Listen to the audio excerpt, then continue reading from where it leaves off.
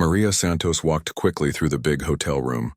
Her black shoes made soft sounds on the shiny floor. She carried a heavy tray with wine glasses. The glasses were made of expensive crystal and sparkled under the bright lights above. The room was huge and beautiful. Golden chandeliers hung from the high ceiling. They threw tiny rainbows on the white walls. Rich people in fancy clothes stood in small groups. They talked and laughed loudly. The women wore long dresses that cost more money than Maria made in a whole year. The men had on perfect black suits with shiny shoes. Maria moved between them, like a ghost. She offered wine to each person. Some took a glass without even looking at her. Others ignored her completely. They kept talking about their expensive cars and big houses. They spoke about trips to places Maria had only seen in pictures. She had been working at the Grand Metropolitan Hotel for 3 years now. Every Friday night, rich people came here for parties. They gave money to help sick children or poor families. But Maria knew they really came to see each other. They wanted to show off their jewelry and clothes. They wanted everyone to know how much money they had. Maria's uniform was simple: a black dress, white apron, and comfortable shoes. Her long, dark hair was pulled back tight. She wore no makeup and no jewelry. The hotel manager told all the servers to look plain. Rich people did not want to be reminded that poor people existed. They wanted the servers to blend into the walls like furniture. At 28 years old, Maria had worked many jobs. She cleaned offices at night. She served food during the day. She took care of old people on weekends. All of this was for her younger brother Miguel. He was only 15, but very sick. The doctors said he needed expensive medicine to get better. Maria worked every day to pay for it. Tonight was different from other nights. More people came than usual. The hotel had set up a stage at one end of the room. A big black piano sat in the middle of it. Soon, a famous piano player would perform for the crowd.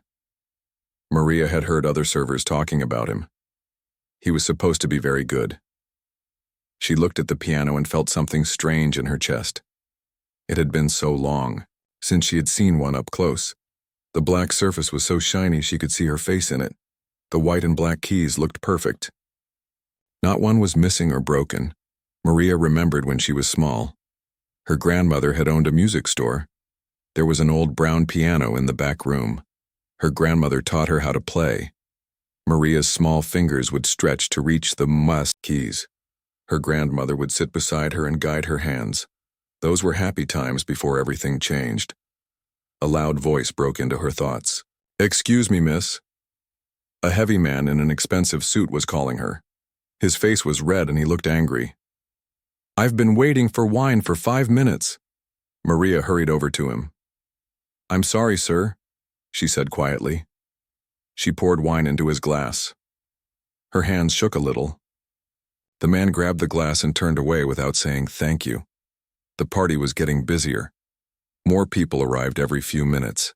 They came in long, black cars that stopped at the hotel entrance. Drivers in uniforms opened the doors for them. The women stepped out carefully so their long dresses would not get dirty. The men straightened their ties and checked their hair in the car windows. Maria and the other servers moved faster now. They carried trays of food and drinks, small sandwiches with expensive fish, tiny cakes with gold decorations on top, wine that cost more per bottle than Maria made in a week. She listened to the conversations around her. A thin woman with much jewelry talked about her new diamond ring. "It cost more than my car," she laughed.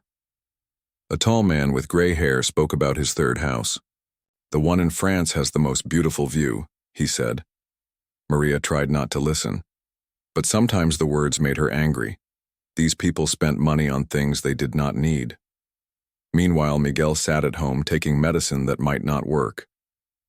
She sent most of her money to pay for his treatment. She lived in a tiny apartment and ate cheap food.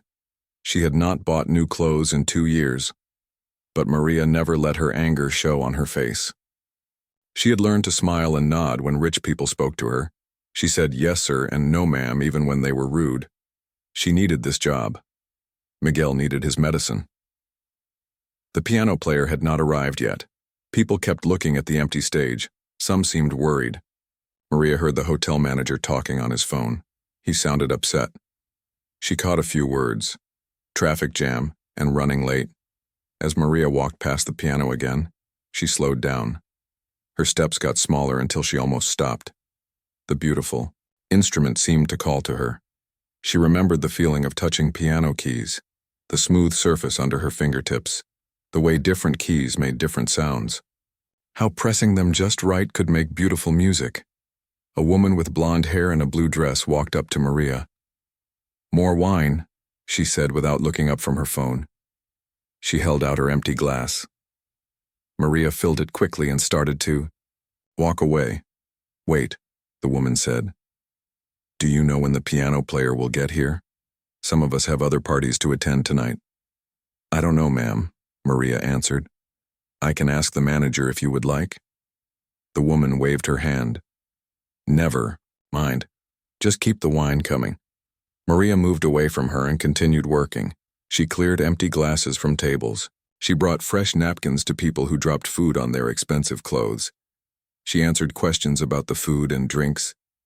Always polite, always quiet, always invisible. The clock on the wall showed 8:30. The party had started at 7. People were getting restless. They had come to hear music, not just to drink wine and talk. Some started to complain louder.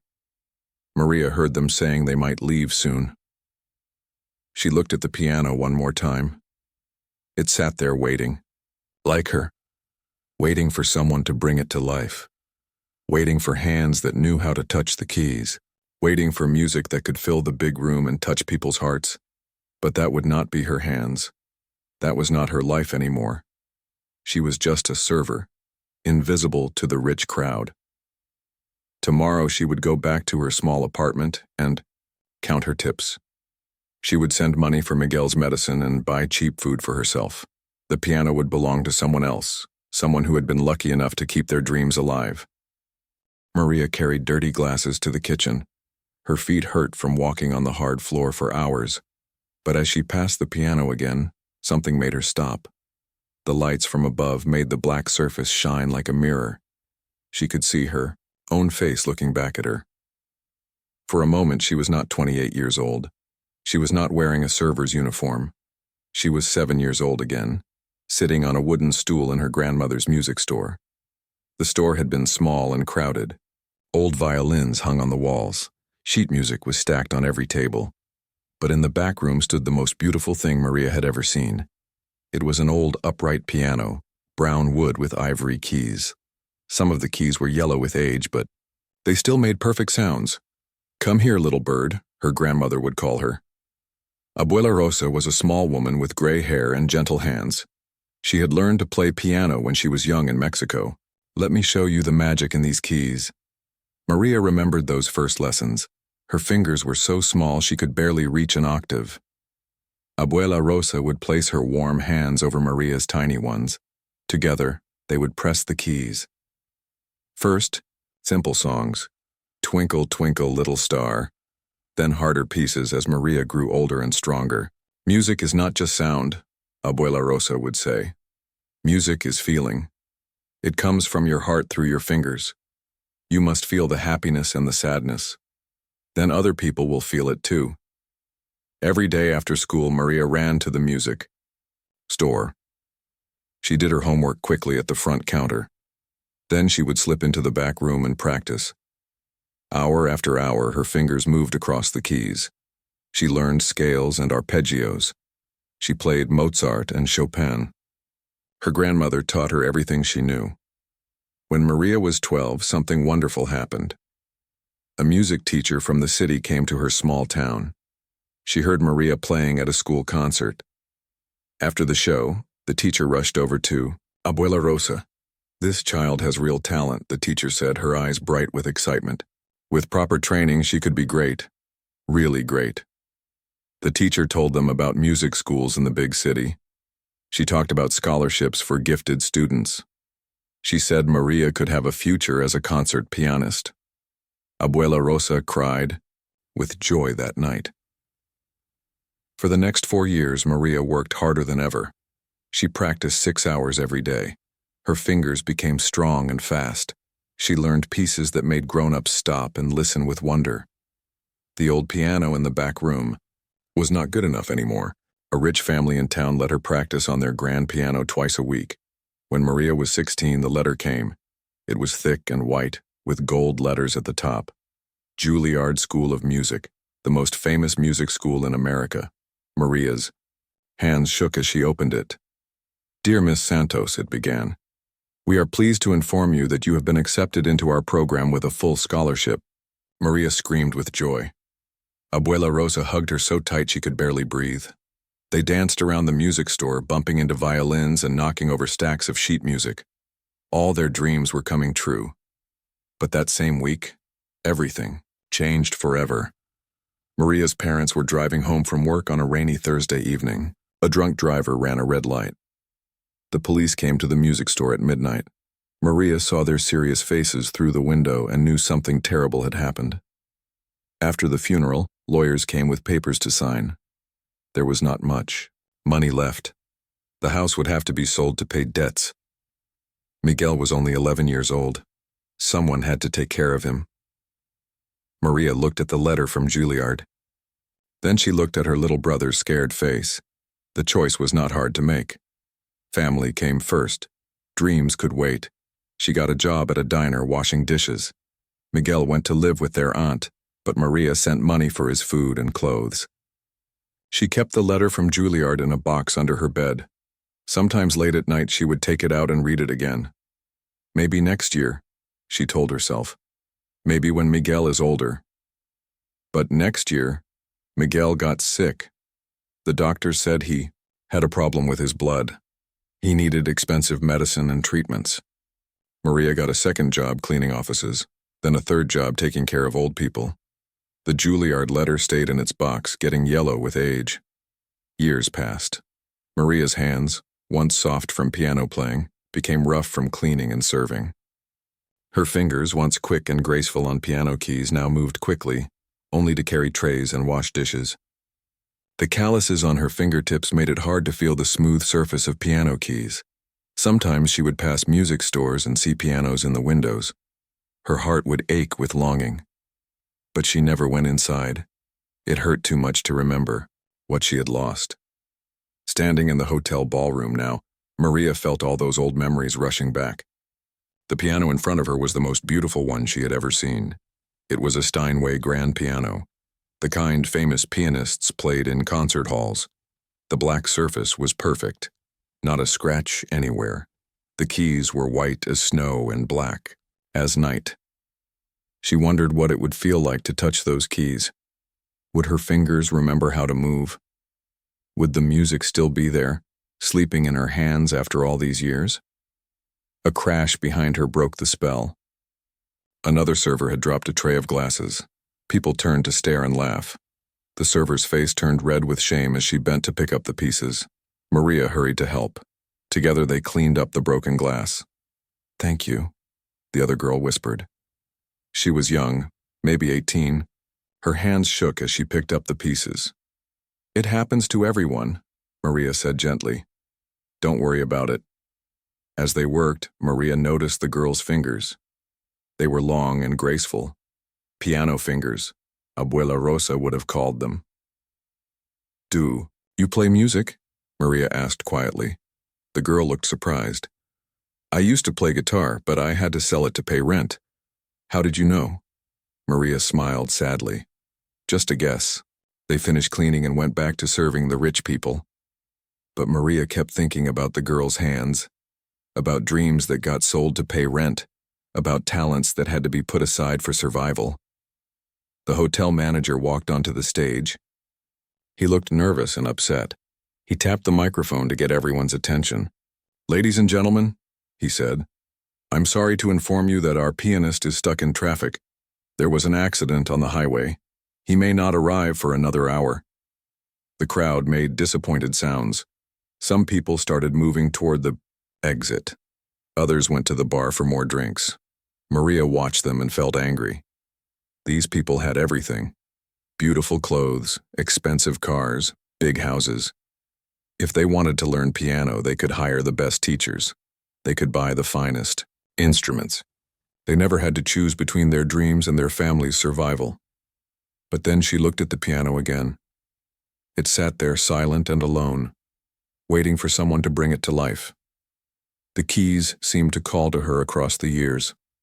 All her grandmother's lessons, all those hours of practice, all that love for music. It was still there inside her, buried under years of work and worry. For just a moment, Maria let herself imagine walking up to that piano. She imagined sitting on the bench and placing her hands on the keys. She imagined playing something beautiful, something that would make all the rich people stop talking and listen. But that was just a dream. She was a server, not a pianist. She had made her choice 13 years ago. Miguel needed her. Dreams were for people who could afford them. Maria picked up her tray and continued working. But her eyes kept returning to the piano. And deep inside, her heart, something that had been sleeping for years, began to stir. The hotel ballroom grew quieter as more people left. Some rich guests decided not to wait for the late piano player. They had other parties to attend, other places to be seen. Maria watched them gather their expensive coats and jewelry. Their drivers waited outside in long black cars, but many people stayed. They moved to the bar area and ordered more drinks. They found comfortable chairs and settled in to wait. The hotel manager walked around apologizing to everyone. He offered free champagne to make up for the delay. Maria and the other servers kept working. They cleared empty tables and brought fresh drinks. But there was less to do now with fewer people. The big room felt different with only half the crowd. It was still noisy, but not as loud as before. Around 9 o'clock, Maria noticed something. The area near the piano was empty. All the guests had moved to the other end of the room. They stood in groups by the bar, talking and laughing. No one was paying attention to the stage anymore. The piano sat alone under the bright lights. It looked lonely, like a beautiful woman at a party with no one to dance with. The black surface still gleamed. The keys still waited for someone to touch them. Maria found herself walking toward it. She told herself she was just cleaning the area. There might be empty glasses on the tables nearby. But deep down, she knew that was not the real reason. As she got closer, her heart started beating faster. The piano was even more beautiful up close. She could see her reflection clearly in the polished wood. The smell of furniture polish mixed with something else. Something that reminded her of her grandmother's music store. She looked around carefully. The other servers were busy at the far end of the room. The guests were all drinking and talking by the bar. The hotel manager was on his phone, probably calling the piano player again. No one was watching her. Maria set down her tray on a nearby table. She stepped closer to the piano. The bench was the right height, covered in soft black leather. She had seen benches like this in pictures of famous concert halls. Her hands trembled as she reached toward the keys. They were cool and smooth under her fingertips, just like she remembered. Just like the keys on her grandmother's old piano, but perfect. Not yellow with age or chipped from years of use. She pressed one key very softly. The sound was pure and clear. It rang out in the air and then faded away. Such a simple sound, but it made her heart race. How long had it been since she heard a piano note that she had made herself? Maria looked around again. Still no one was watching. The rich people were too busy with their drinks and conversations. They had forgotten all about music for now. She pressed another key, then another. The sounds were like drops of water falling into a quiet pool. Each note was perfect and clean. This piano had been tuned by experts. Every key sounded exactly right. Without thinking, she sat down on the bench. It was the perfect height for her. Her feet reached the pedals easily. Her arms fell naturally to the keyboard. Even after all these years, her body remembered how to sit at a piano. She placed both hands on the keys but did not press them yet. She closed her eyes and tried to remember. What was the first piece her grandmother had taught her? Something simple and sweet. Für Elise, by Beethoven. That was it. Every beginning piano student learned that piece. Maria had played it hundreds of times as a child. Her fingers should remember it, even after so many years. She pressed the first few notes very quietly. The melody was still there in her hands. Da-da-da-da-da-da-da, the famous opening that everyone knew. But as she played, something magical happened. The notes sounded different than she remembered, richer, more beautiful. This piano was so much better than her grandmother's old upright. Every note rang clear and true. The sound filled the air around her like warm honey. She had forgotten how wonderful a good piano could sound. Maria opened her eyes and looked at her hands. They were moving across the keys like they had never stopped playing. The calluses from years of work made her fingertips less sensitive than before.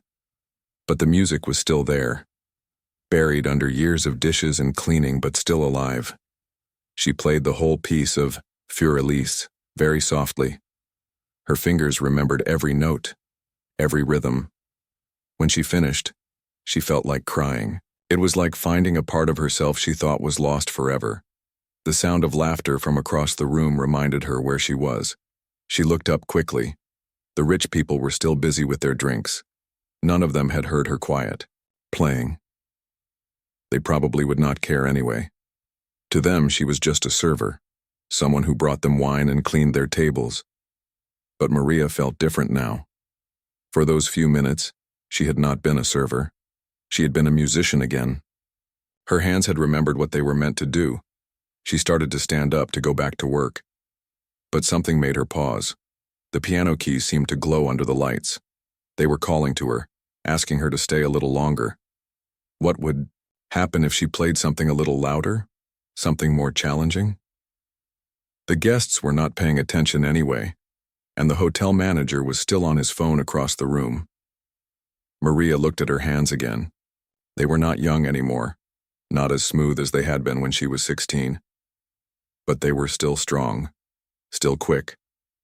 Maybe they could do more than just serve wine and wash dishes. She thought about Miguel at home. He was feeling better lately. The new medicine seemed to be working. For the first time in years, she did not have to worry about him every single day. Maybe, just for a few minutes, she could think about herself, about the dreams she had put away. The piano waited for her. Decision. The keys were patient and silent. They had no idea that the woman sitting before them had once been good enough for Juilliard. They did not know about the scholarship letter under her bed. They only knew that someone was finally going to play them. Maria took a deep breath. She placed her hands back on the keys. This time, she would play something harder. Something that would really test if the music was still alive in her fingers. She closed her eyes and let her grandmother's voice whisper in her memory. Music comes from your heart through your fingers. Feel the happiness and sadness. Then other people will feel it too. The rich people across the room kept talking and laughing. They had no idea that their invisible server was about to become someone completely different. They did not know that the woman they ignored was about to fill their world with something more beautiful than all their money could buy. Maria pressed the first key, then the second. Then her hands began to move, in a way they had not moved for 13 long years. The music began to flow out of the piano like water from a spring that had been blocked for too long. And in that moment, everything changed. She was no longer invisible. She was no longer just a server. She was Maria Santos, the girl who had once been good enough for Juilliard. She was her grandmother's little bird, ready to sing again after years of silence. The piano responded to her touch like an old friend who had been waiting patiently for her return. The keys felt right under her fingers. The music felt right in her heart. For the first time in 13 years, Maria felt completely herself again. She did not know that across the room one person had noticed. A woman with silver hair and kind eyes had heard the soft playing of Für Elise. She had stopped talking and turned toward the piano. She was watching Maria with growing amazement, but Maria did not see her yet. She was lost in the music, lost in the joy of being whole again. Her hands moved faster now, playing something more difficult, something that would announce to the world that she was no longer invisible. The piano sang under her fingers, and Maria's heart soared with every note. Maria's fingers moved faster across the keys. The simple melody of Fur Elise had awakened something powerful inside her. She felt like a person who had been thirsty for years and finally found water. The music poured out of her hands with a hunger she had forgotten existed. She began to play Chopin's Nocturne in E-flat major. This was the piece her grandmother had taught her when she turned 14. "This is grown-up music," Abuela Rosa had said. "You must feel like a woman when you play it, not a little girl." At first, Maria's fingers felt stiff and uncertain. 13 years without practice had made them slower. The stretches between keys felt hard. Her left hand stumbled on the deep bass notes. But as she kept playing, something amazing happened. Her hands began to remember. It was like learning to ride a bicycle after years of walking. At first, everything felt wrong and clumsy. But then the muscles remembered what they knew. The balance came back. The confidence returned. Maria's fingers found their old strength. They stretched and curved in ways they had not moved since she was 16. The calluses from years of work actually helped.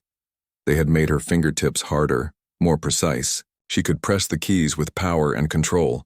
The Chopin piece flowed from her hands like liquid silver. Each note was clear and perfect. The melody sang above the gentle accompaniment.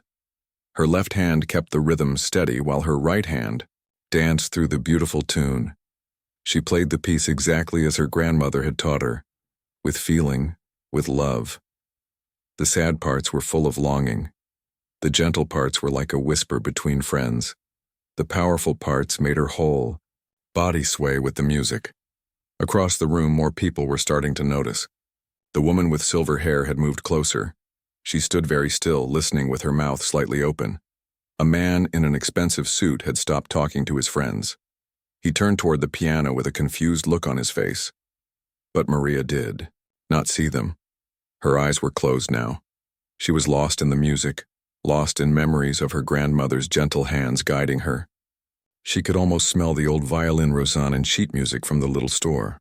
She could almost hear Abuela Rosa's proud voice saying, "Yes, little bird," just like that.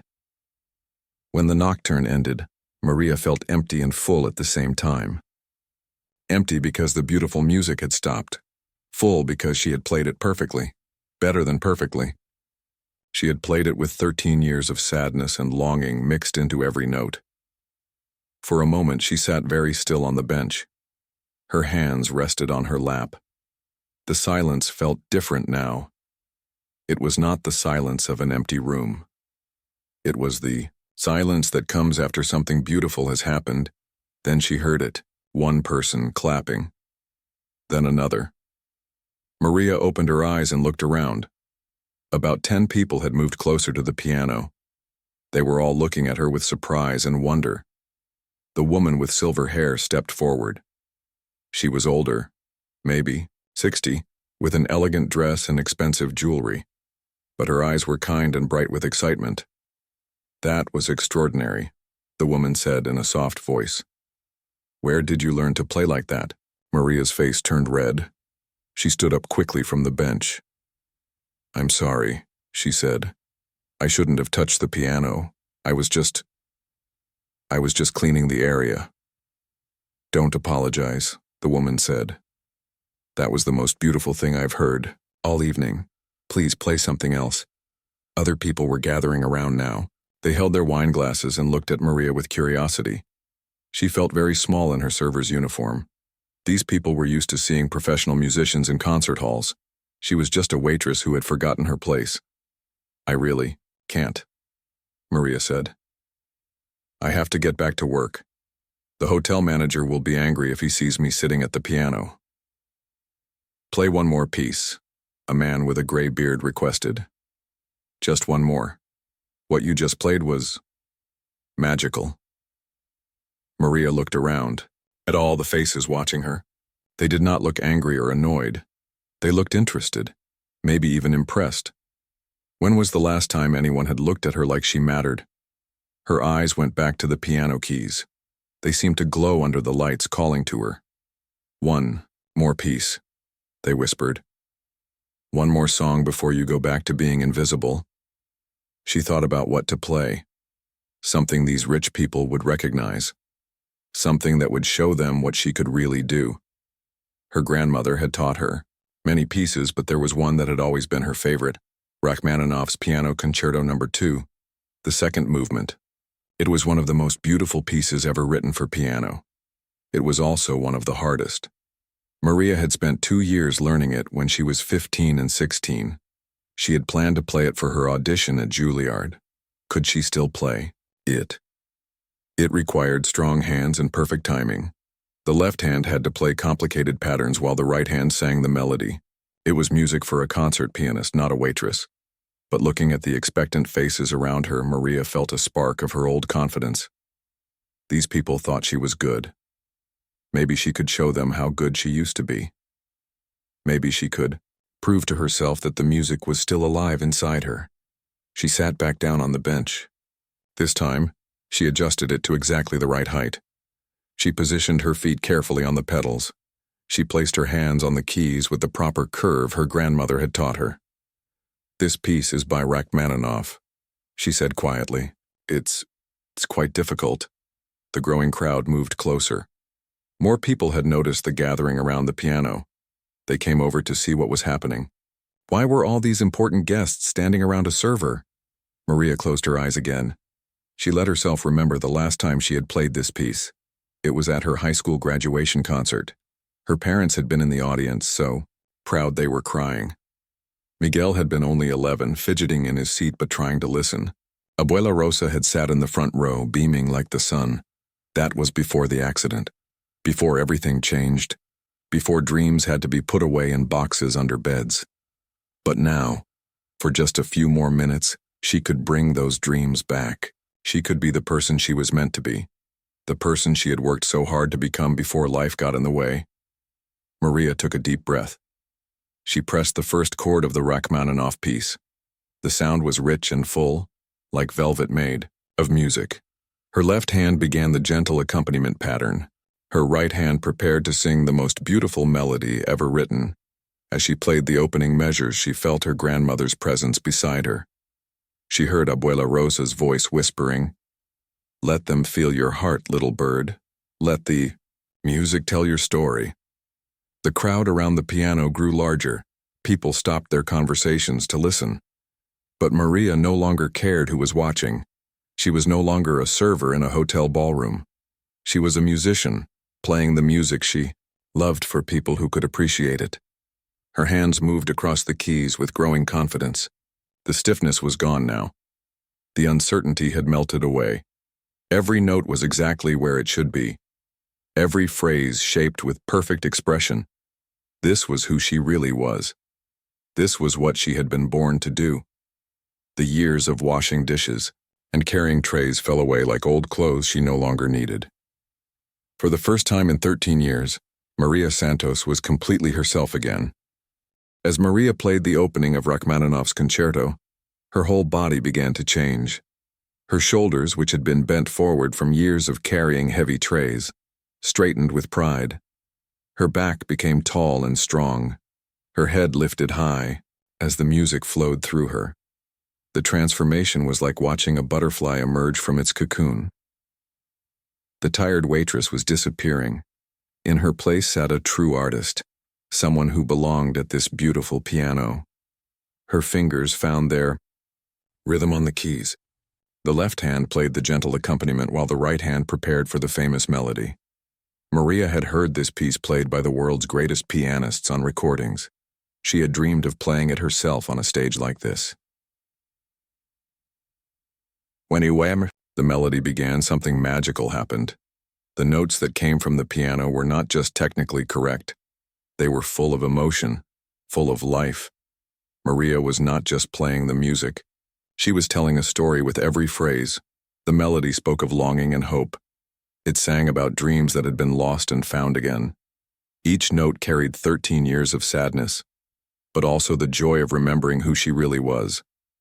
Her fingers danced across the keys with growing passion and power. The crowd around the piano grew larger.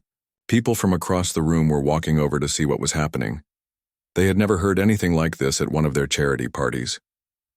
The hired musicians were usually good, but this was something special. This was extraordinary. Maria's playing grew stronger and more confident with each measure. Her hands moved across the keyboard like they were conducting an orchestra. The piano responded to her touch like a living thing. Every note sang with perfect clarity and emotion. She had worried that her hands might be too stiff after so many years. But the opposite was true. The years of hard work had made her fingers stronger. The calluses that had formed from cleaning and serving gave her better grip on the keys. Her hands were more powerful now than they had been when she was young. The music built to the first climax of the piece. Maria's left hand played thundering chords while her right hand soared above with the melody. Her whole body moved with the rhythm. She swayed back and forth on the bench, lost in the beauty of the sound she was creating. In the growing crowd, people began to whisper to each other. "Who is she?" they asked. "Where did she come from?" Some recognized her as one of the servers, but they could not believe their eyes. How could a waitress play like this? The woman with silver hair stood closest to the piano. Her name was Margaret Westfield, and she knew music better than anyone in the room. She had been on the board of several music schools. She had heard the world's greatest pianists perform, and she knew that what she was hearing now was something truly special. Margaret watched Maria's hands move across the keys. She saw the perfect technique, the flawless fingering, the natural musicality. This was not someone who had learned to play as a hobby. This was someone with real training, real talent. Someone who belonged on the world's greatest stages. As the piece continued, Maria's confidence soared. She had been afraid that her memory might fail her, but every note was exactly where it should be. Her hands remembered every passage, every difficult run, every delicate phrase.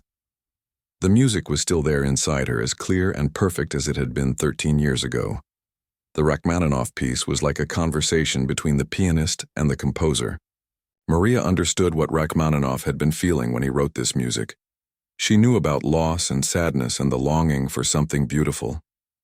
She had lived it for 13 years. Her playing grew more intense. The quiet sections were like whispered secrets. The loud sections filled the entire ballroom with power and majesty. Every person in the room stopped what they were doing to listen. Conversations died away. Wine glasses stayed frozen halfway to lips. Maria felt like she was flying. Her hands moved across the keys without any effort. The music poured out of her, like water from a broken dam. All the years of holding it back, all the years of pretending it did not exist, had only made it stronger.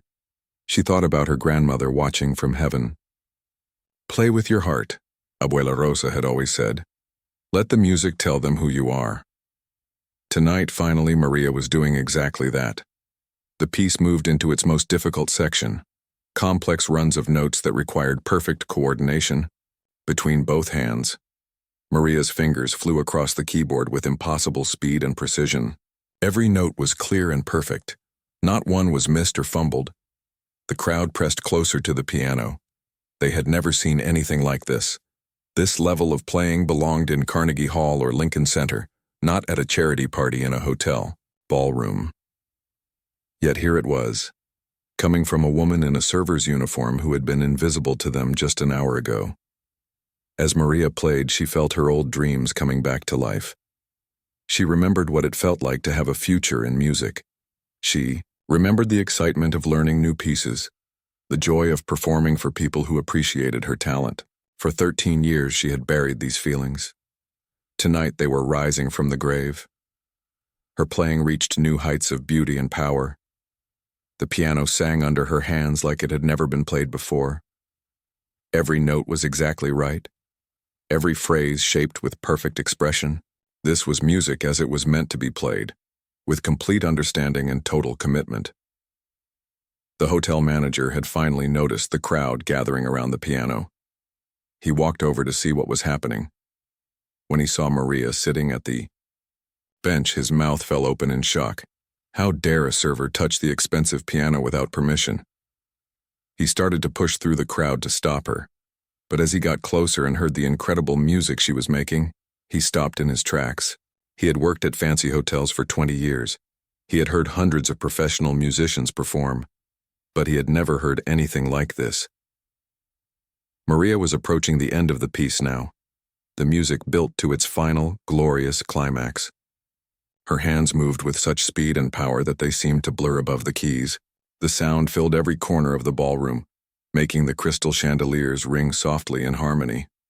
As she played the last few measures, Maria opened her eyes and looked out at the crowd for the first time. What she saw took her breath away. Hundreds of people were gathered around the piano. They all stood perfectly still, completely absorbed in her music. Their faces showed wonder, amazement, and deep emotion.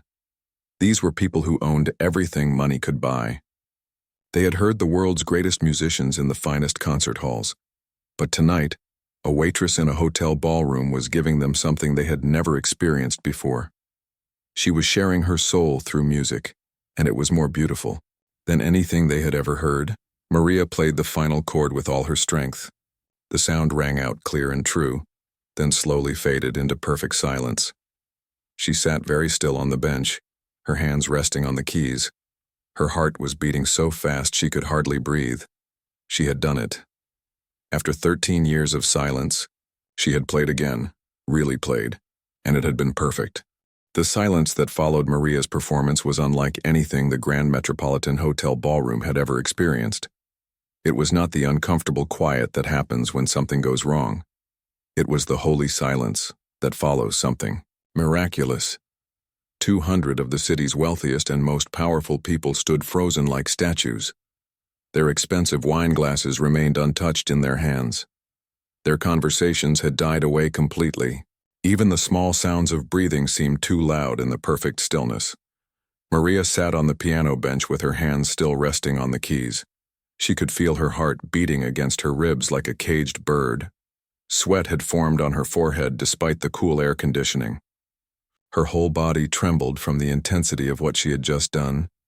She slowly lifted her hands from the keyboard and placed them in her lap. The absence of music felt strange after the power and beauty of the Rachmaninoff piece. The silence stretched on, like a held breath that no one wanted to release. In the crowd, faces showed expressions of complete shock and wonder. A woman with diamonds around her neck had tears running down her cheeks. A man in a perfect tuxedo stood, with his mouth hanging open. Children of wealthy families, usually bored at their parents' parties, stared at Maria with wide eyes full of amazement. The hotel manager stood at the edge of the crowd, his face pale with disbelief. He had been angry when he first saw Maria, at the piano. She was a server, not a performer. She had no right to touch the expensive instrument. But now he could only stare like everyone else, trying to understand what he had just witnessed. Margaret Westfield, the woman with silver hair who had been watching from the beginning, was the first to break the spell. She had heard thousands of performances in her lifetime. She knew the difference between good music and greatness. What she had just heard was beyond great. It was transcendent. Slowly, Margaret began to clap. Her hands came together in measured applause, each clap clear and deliberate. The sound echoed in the silent ballroom like drops of water in a cathedral. One by one, others joined her. A man in a navy suit started clapping, then a woman in a red dress, then another and another.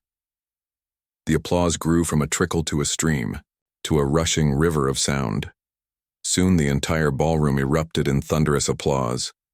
People clapped with an enthusiasm they had never shown at any of their charity parties. These were people who attended the opera and symphony regularly.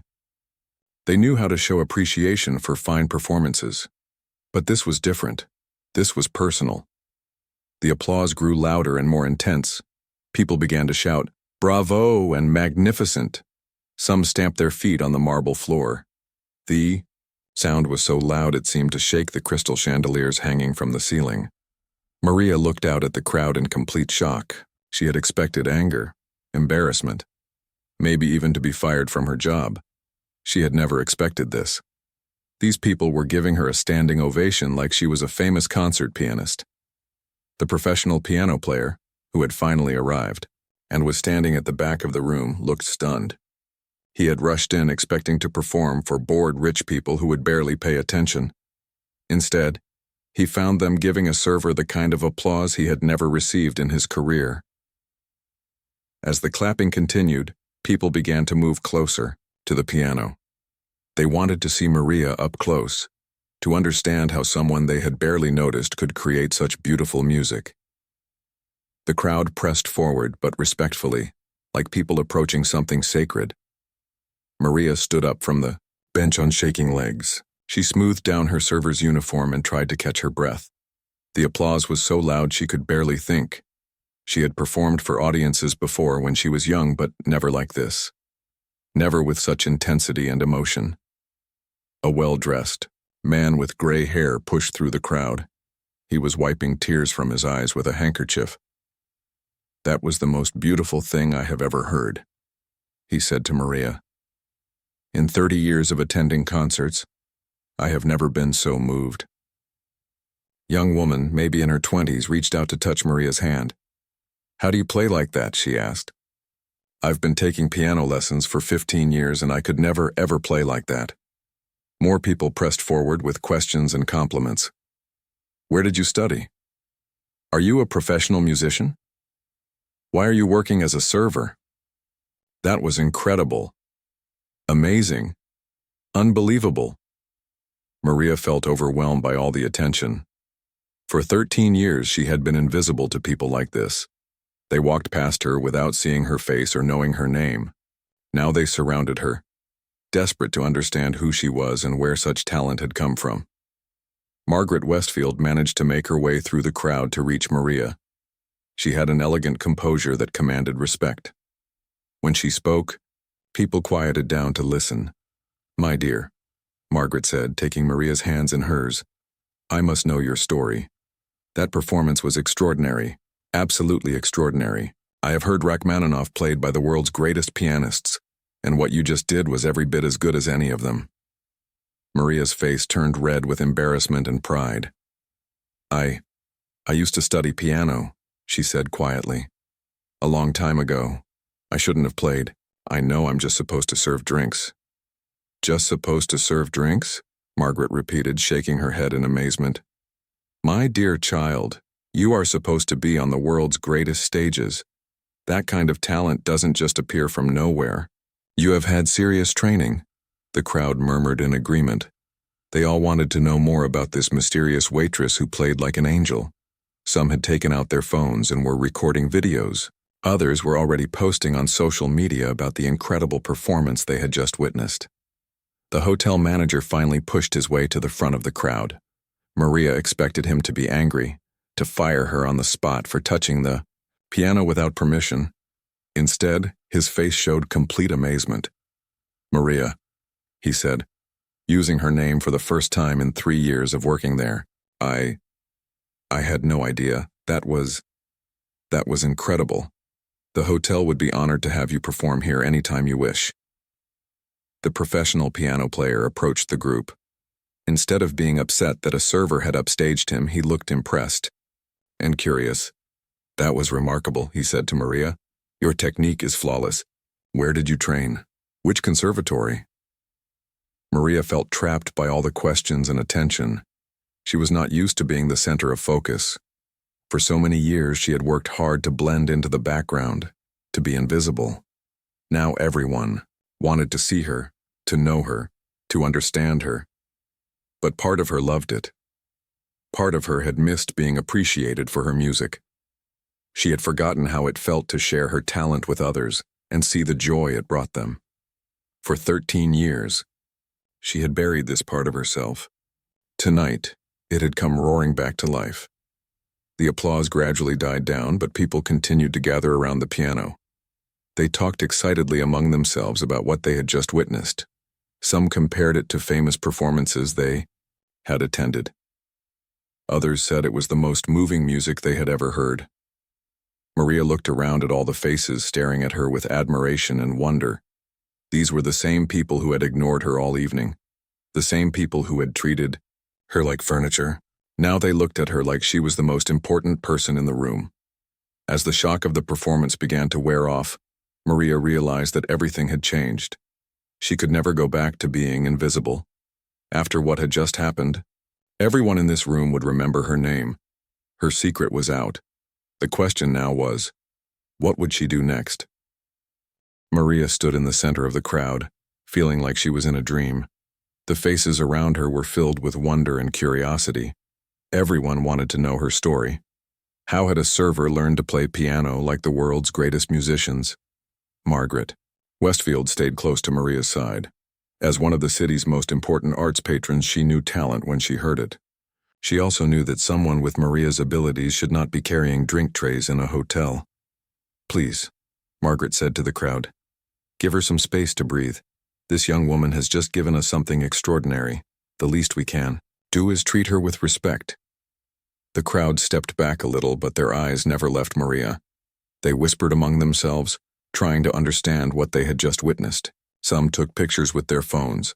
Others called friends who had left early to tell them what they had missed. A waiter brought Maria a glass of water. She drank it gratefully, her throat dry from the intensity of performing. Her hands still, shook slightly from the adrenaline rushing through her body. "Now," Margaret said gently, "will you tell us your story?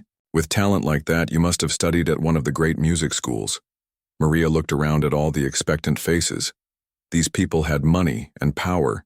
They were used to getting what they wanted. But she also saw genuine kindness in many of their eyes. They were not demanding her story. They were asking for it with respect. "I grew up in a small town," Maria began, her voice quiet but clear. "My grandmother owned a music store. She taught me to play on an old piano in the back room." The crowd listened in perfect silence. Even the hotel staff had gathered around to hear her story. "When I was 16, I got accepted to Juilliard School of Music," Maria continued. "Full scholarship. It was my dream to become a concert pianist." Margaret's eyes widened. Juilliard was one of the most prestigious music schools in the world. Only the most talented students were accepted, and full scholarships were even rarer. "What happened?" asked a man with a kind face. "Why didn't you go?" Maria's voice became softer, sadder. "My parents died in a car accident the same week I got the acceptance letter. My little brother Miguel was only 11. Someone had to take care of him." A collective gasp went up from the crowd. Several women had tears in their eyes. They began to understand the sacrifice this young woman had made. "I got a job to support us," Maria went on. "Miguel went to live with our aunt, but I sent money for his food and clothes. I kept telling myself I would go to music school later when he was older. But then he got sick." She paused, gathering strength to continue her story. The crowd waited patiently, hanging on every word. "Miguel has a blood disease. The treatments are very expensive. I worked 3 jobs to pay for his medicine. I had to choose between my dreams and his life. It wasn't really a choice at all." Margaret stepped closer to Maria. "How long has it been since you've played seriously?" 13 years, Maria answered. "Tonight was the first time I've touched a piano in 13 years. The crowd murmured in amazement. If she could play like that after 13 years without practice, what could she do with proper training and regular performance? A woman in an elegant blue dress spoke up. "Your brother, is he better now?" Maria smiled for the first time all evening. "Yes, thank God. The new medicine is working. He's 15 now and much healthier. For the first time in years, I don't have to worry about him every single day." "Then you could pursue music again," Margaret said hopefully. "It's not too late. With talent like yours, it's never too late." Before Maria could answer, her phone buzzed in her pocket. She looked at it and saw a text message from Miguel. "Hey sis, hope work isn't too boring tonight. Love you." The simple message made her eyes fill with tears. All these years, she had worked to keep him healthy and safe. She had given up everything for him, and she would do it again without hesitation. But seeing his message now, knowing he was well and happy, made her realize something important. Maybe it was time to think about her own dreams again. "I don't know," Maria said honestly. "I've been a server for so long. I don't know if I remember how to be anything else." "Nonsense," said Margaret firmly. "What we just heard proves you remember everything. Your technique is flawless. Your musical understanding is profound. With some practice and the right opportunities, you could have the career you always dreamed of. A man in an expensive suit stepped forward. I run a recording studio, he said. If you're interested, I would love to record you playing. That performance tonight was magical. People should hear it. Another woman spoke up. I organize concerts for the symphony. We're always looking for talented soloists. Would you consider performing with us? More offers came from the crowd. A music teacher offered free lessons to help her get back in practice. A wealthy couple offered to sponsor her if she wanted to audition for music programs. Someone else offered to help her make professional recordings. Maria felt overwhelmed by the generosity and interest of these people. An hour ago, they had barely noticed she existed. Now they were offering to change her life. But doubt crept into her mind. I appreciate all your offers, she said. But I'm not 17 anymore. I'm 28. Most professional musicians start their careers much younger than that. Margaret laughed, a warm and encouraging sound. My dear, some of the world's greatest pianists didn't have their breakthrough until their 30s or even 40s. Van Cliburn was 23 when he won the International Tchaikovsky competition. Martha Argerich was in her 30s when she became truly famous. Age is just a number when you have real talent. The professional piano player who had been listening to the whole conversation nodded in agreement. I've been playing professionally for 20 years, he said to Maria. What you did tonight was better than most performances I've heard at major concert halls. Don't let anyone tell you it's too late. Maria looked around at all the encouraging faces. These people believed in her more than she believed in herself. They saw possibilities she had stopped dreaming about years ago. Her phone buzzed again. This time it was a call from Miguel. She answered it with shaking hands. Maria. Miguel's excited voice came through the speaker. You won't believe what just happened. Someone posted a video of you playing piano on social media. It's going viral. There are thousands of comments saying how amazing you are. Maria stared at the phone in shock. In the crowd around her, several people were indeed holding up their phones, showing videos they had recorded of her performance. The numbers of views and shares were climbing rapidly. Miguel, how did you see it? She asked. My friend shared it on Facebook, he said. I can't believe my sister is internet famous. When did you learn to play piano like that? You never told me you were so talented. Maria looked around at the crowd of wealthy, powerful people who were all smiling at her with excitement and approval. Then she thought about her brother at home, proud and amazed to discover this side of her he had never known. Maybe Margaret was right. Maybe it wasn't too late for dreams. Maybe this was not the end of her story, but the beginning of a new chapter. For the first time in 13 years, Maria allowed herself to hope. I'll explain everything when I get home, she told Miguel. But yes, I used to play piano. I used to be pretty good at it. Pretty good? Margaret said loudly enough for Miguel to hear through the phone. Your sister is extraordinary. She has a gift that could take her anywhere in the world. As Maria ended the call, she realized that her life had just changed forever. There was no going back to being invisible now. The whole world was about to know her name. The question was she brave enough to step into the light? 6 months later, Maria stood in the wings of Carnegie Hall, the most famous concert venue in America. She wore a beautiful black evening gown that Margaret Westfield had bought for her. Her hair was styled elegantly, and her hands were soft and strong from months of intensive practice. Through a small gap in the curtains, she could see the audience taking their seats. The hall was completely sold out. 2,000 people had come to hear the woman who had become known as the Waitress pianist. Her story had spread around the world through social media and news reports. Maria's transformation over the past 6 months had been incredible. After that night at the hotel, Margaret had taken her under her wing like a fairy godmother. She had arranged for Maria to study with the best piano teachers in the city. She had paid for her lessons, her sheet music, and even helped her find a better apartment. Miguel was there in the audience tonight, sitting in the front row with the biggest smile Maria had ever seen. He was healthy and strong now, the blood disease completely under control. Next to him sat Margaret, dressed in her finest jewelry and glowing with pride. Also in the front row were many of the wealthy guests from that charity party 6 months ago. They had watched Maria's journey with excitement and support. Some had become patrons, helping to fund her training and performances. Others had simply become friends, people who believed in her talent and wanted to see her succeed.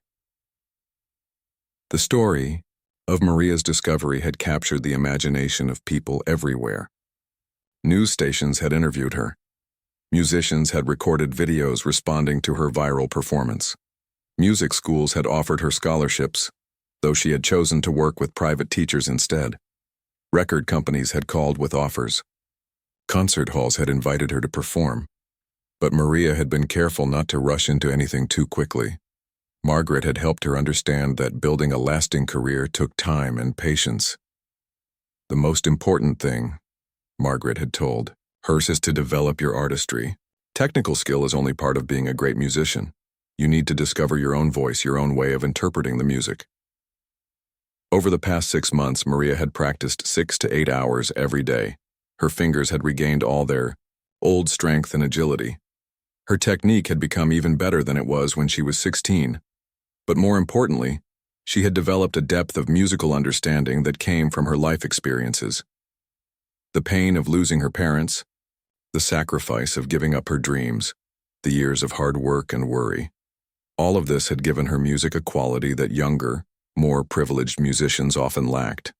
When she played sad pieces, audiences could hear real sorrow in her performance. When she played joyful pieces, her happiness was infectious. Tonight's program included the Rachmaninoff piece that had made her famous, but also works by Chopin, Beethoven, and other great composers. Maria had chosen pieces that told the story of her life: loss, struggle, hope, and finally triumph. A stagehand approached her. 5 minutes to curtain, Miss Santos. Maria nodded and took a deep breath. She was nervous, but it was a good kind of nervous. The kind that came from excitement and anticipation, not fear. She thought about her grandmother, who had started this whole journey by teaching a little girl to play piano in the back room of a music store. Abuela Rosa would be so proud to see her little bird finally flying on the world's biggest stages. The house lights dimmed and the audience grew quiet. Maria walked onto the stage, her head held high with confidence and dignity. The applause was thunderous as 2,000 people rose to their feet to welcome her. She sat at the magnificent Steinway grand piano, even more beautiful than the one at the hotel. She adjusted the bench to the perfect height and positioned her hands over the keys. The hall was completely silent now, waiting for her to begin. Maria closed her eyes for a moment and remembered that night 6 months ago. She had been invisible, then just a server carrying drinks to people who barely noticed her existence. Tonight, those same people were giving her a standing ovation before she had even played a single note. She opened her eyes and began to play Chopin's Nocturne in E-flat major, the piece her grandmother had taught her as a child. The music flowed from the piano like liquid gold, filling every corner of the famous hall with its beauty. As she played, Maria thought about all the young people out there who had dreams but thought they were impossible to achieve. She hoped her story would inspire them to never give up, to believe that it's never too late for dreams to come true. The months ahead were full of exciting possibilities. She had been invited to perform with major orchestras around the world. A record company was going to release an album of her playing. She was planning to start a foundation that would provide music lessons for children who couldn't afford them. Most importantly, she was truly happy for the first time in 13 years. She was doing what she was born to do, sharing her gift with the world. Miguel was healthy and proud of his sister. They had a comfortable life with enough money for everything they needed. When the nocturne ended, the audience applauded with genuine warmth and appreciation. But Maria wasn't finished yet. She had 7 more pieces to play, each one a chapter in the story of her remarkable journey. As she began the next piece, Maria smiled to herself. She was no longer invisible. She was no longer just a server. She was Maria Santos, concert pianist, living proof that dreams deferred are not dreams denied. The little girl who had learned to play on her grandmother's old piano had finally found her way home to the music that had always been in her heart. And the world was a more beautiful place because she had the courage to let that music shine. From the front row, Miguel watched his sister with tears of joy in his eyes. He had never known about her musical talent, but seeing her now, he understood that this was who she was always meant to be. The years of sacrifice had not been wasted. They had led to this moment, this perfect moment when dreams became reality. Margaret Westfield sat beside him, dabbing at her eyes with a handkerchief. She had discovered many talented musicians in her lifetime, but Maria was special, not just because of her incredible skill, but because of her heart, her story, and her determination to overcome every obstacle life had placed in her path. As Maria's fingers danced across the keys, filling Carnegie Hall with music that seemed to touch every soul in the audience, everyone present knew they were witnessing something magical. This was not just a concert. This was the triumph of the human spirit, the victory of dreams over circumstances, the beautiful sound of a life finally lived to its fullest potential. The invisible waitress had become visible at last, and the world would never forget her name.